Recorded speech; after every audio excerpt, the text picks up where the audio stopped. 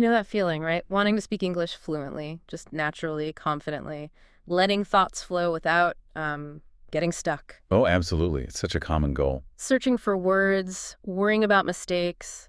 It holds so many people back. It really does. And that feeling of connection, you know, Hmm, being able to express yourself clearly in another language just opens up so much. exactly. And that's precisely what we're diving into today. Welcome. This is our deep dive into how you can actually get closer to that fluency goal. Mm-hmm. Our source material for this whole exploration, it's a guide, and it focuses specifically on how to speak English fluently and confidently. Yeah, and it's quite practical. This guide, it lays out insights, concrete steps. It's honest up front, too. It says, look, becoming fluent isn't some magic trick you do overnight. Right, no quick fixes. No, it takes time, it takes consistent practice, and crucially, using the right kinds of strategies. The guide points out that fluency isn't just about, like, how many words you've memorized. It's more about how comfortably you can actually use the English you know. That makes so much sense. So our mission today is basically to unpack the real gems, the actionable tips from the specific source. Think of us as sort of filtering it for you, helping you understand the core strategies the guide recommends without you having to read the whole thing yourself. A shortcut, essentially. Exactly, a shortcut to getting informed on this approach. And quite fittingly, we'll be talking about it all using clear, straightforward English. Yeah, good point. It aligns perfectly with the goal we're actually discussing. Definitely. We'll keep the language accessible, make sure the ideas from the guide are, easy to follow. And it promises 5 key practical tips, this guide. So that's where we'll really focus. Okay, perfect. Let's get into them. Let's unpack these 5 insights from the guide. Tip number 1. Yeah. It sounds simple, maybe obvious, but the source presents it as the absolute bedrock. Practice speaking every day. Foundational. So, how does the guide suggest you actually do that? Consistently, day in, day out. Well, the guide really hammers home that consistency beats quantity. It's better to do a little every day than, say, a lot once a week. It suggests actively setting aside time daily, even if it's just, 5 or 10 minutes, specifically for speaking English. And it doesn't have to be a big conversation with someone. Not necessarily, no. That's the practical part. The source gives examples you can do totally on your own, like talk to yourself, describe your morning routine out loud, or narrate what you see walking down the street. Just vocalizing everyday stuff. Yeah, or even just voicing your thoughts on a simple topic. What do I think about this coffee? Kind of thing. The point, according to the guide, is just getting your mouth moving, using the language, activating those English-speaking muscles every single day. I like that. Activating the muscles, it lowers the barrier, doesn't it? If you don't need to find a conversation partner every single day. Exactly. Makes it much more doable. And the guide also suggests using tools. I think I saw something about voice recording. Yes. That's a really neat technique the source recommends. Record yourself speaking, maybe just for a minute or two. And this is key. Listen back to it. Ah, okay. To hear yourself as others might. Precisely. The guide explains this. Helps you become way more aware of your own pronunciation, your intonation, the rhythm of your speech. Gives you really concrete things to notice and maybe work on.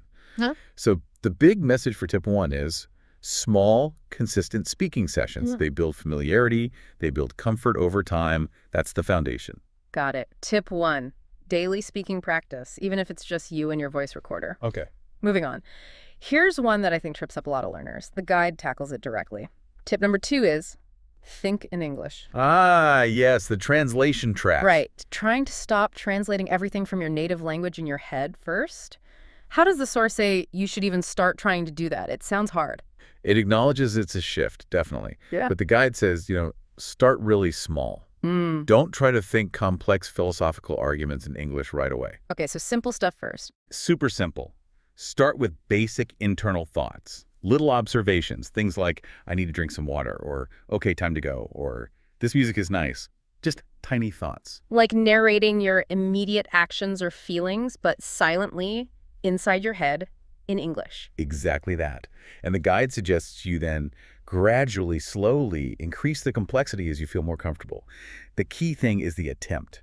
Just trying to form the thought directly in English, skipping that native language step. And why is that so important, according to the source? Well, the why is huge. The source explains it basically starts retraining your brain.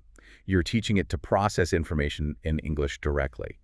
And this makes a massive difference because it cuts down that pause, that hesitation you feel when you're mentally translating before you speak. Ah, okay. So it makes the flow much smoother, less buffering. Exactly. It shortens the gap between having the idea and actually saying it, which is, pretty crucial for feeling fluent. Yeah, it really is. The source basically frames it as like rewiring your brain's language pathways. That's a good way to put it. Okay, let's talk vocabulary. Tip number 3. Everyone knows you need words right, but the source is pretty clear. Just memorizing lists, like dictionary lists, not the best way to fluency. No, definitely not. The guide really pushes back against that rote memorization approach. So what's the better way, according to this guide? How should you expand your vocabulary effectively? The guide strongly recommends learning vocabulary in context, In context, meaning? meaning you encounter words and figure them out based on how they're actually used in real sentences, real situations, not just seeing a word and a definition side by side, isolated. Okay, so instead of flashcarding ubiquitous, you'd see it in a sentence like, smartphones have become ubiquitous in modern society. Exactly. Yeah. That sentence gives you a much richer sense of what ubiquitous means and how it's used than just ubiquitous present everywhere. Yeah. So the source suggests things like, well, immersing yourself. Read books in English, watch English movies or TV shows, listen to podcasts like this one. Consume real English content. Yes. And while you're doing that, pay active attention. Notice how words are used. What other words hang around them? What kinds of situations do they pop up in? The guide argues this builds a much deeper, more flexible understanding than just memorizing definitions. Learning from how people actually use the language. Makes sense. But there's another crucial piece to this, according to the source. It's not just passive consumption. Yeah. What else? You absolutely have to use the new words yourself. Actively. Put them into practice. Immediately. If possible. Try to weave the new vocabulary into your own speaking.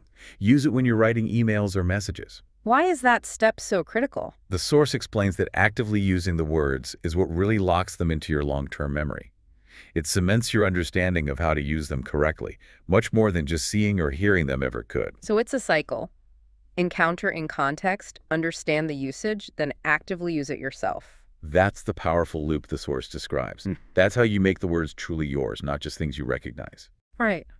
Okay, this next tip sounds quite hands-on, maybe even fun.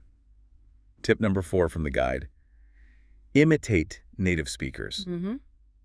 How does the source suggest you actually do this effectively? Is it just like mimicking accents? It's a bit more technical than just mimicking an accent, though that's part of it. The guide presents it as a specific skill-building technique. It's about actively copying or mimicking the patterns of speech. Patterns, like what?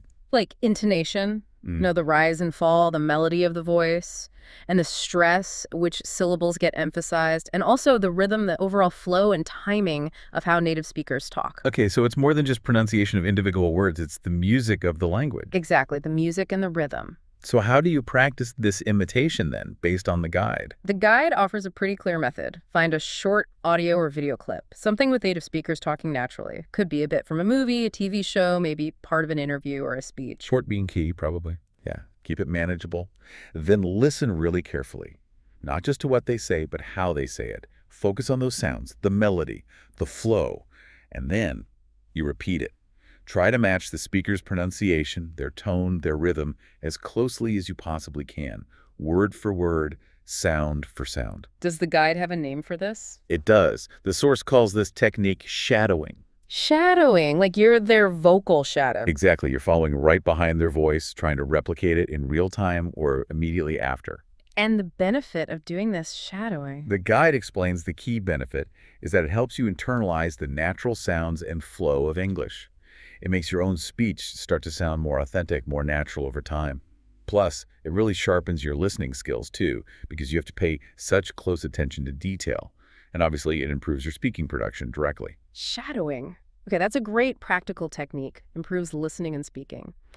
Now, for the 5th and final tip from this guide. And this one feels, well, it feels like maybe the biggest barrier for so many people learning any language. I think I know which one you mean. Overcome the fear of making mistakes. Yep, that's the one.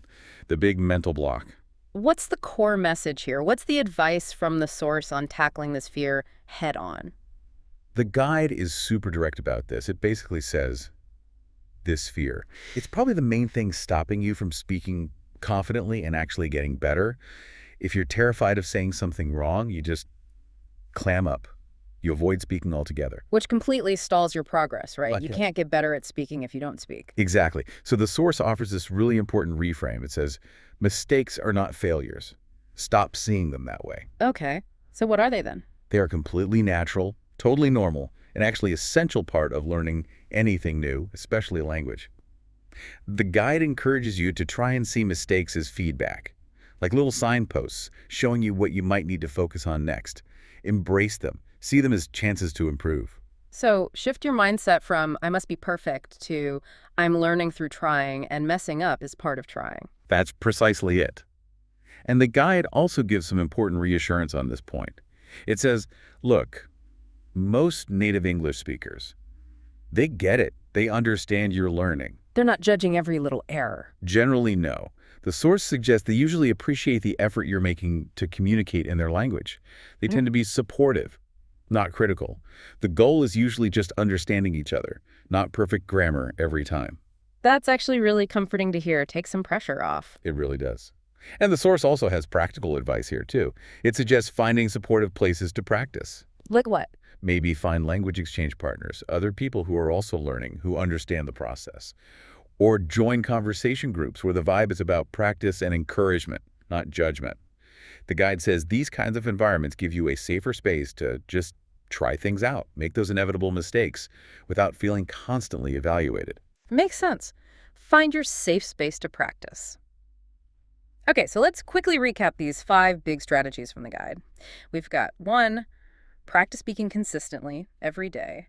2, actively try to think directly in English, starting small. 3, build your vocabulary by learning words in context the way they're really used, and then use them yourself. 4, use that shadowing technique. Imitate native speakers to get the rhythm and sound right.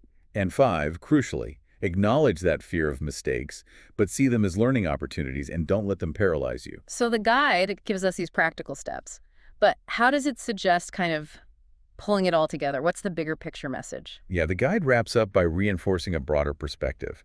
It reminds you, the listener, that getting fluent and confident isn't like flipping a switch. It's a journey. A journey, not a race, maybe. Exactly. It's a journey, not a destination you just suddenly arrive at. It thinks ongoing effort, ongoing practice.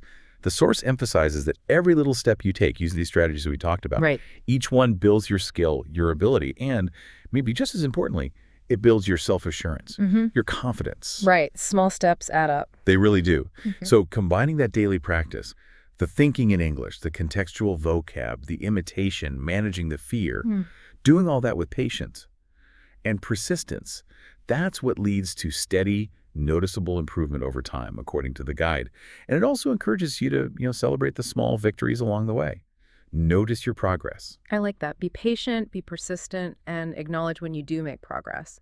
And the source connects this whole effort back to something bigger, right? A kind of deeper why. It really does. It frames language as being much more than just like grammar rules and vocabulary lists. Yeah. The source states very clearly that language is a tool for connection.